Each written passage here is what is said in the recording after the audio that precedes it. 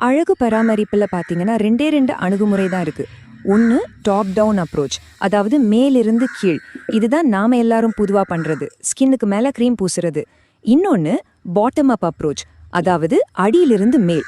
இது டோட்டலா வேற, நம்ம உடம்புக்கு உள்ள இருந்து அழகு வெளியே கொண்டு வருது.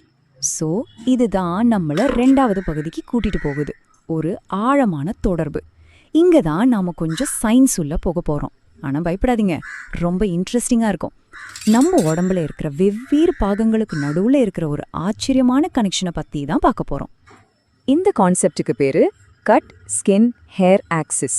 தமிழ்ல சொல்லணும்னா குடல், சருமம், முடி அச்சு. சிம்பிளா சொல்லணும்னா உங்க குடல் ஹெல்த்தியா இருந்தாதான் உங்க ஸ்கின்னும் முடியும் ஹெல்த்தியா பளபளப்பா இருக்கும். அப்போ உண்மையான அழகுங்கிறது வெளிய பூசுறதில்ல, அது உள்ள இருந்து வர்ற ஒரு விஷயம். இதுதான் அதோட அர்த்தம்.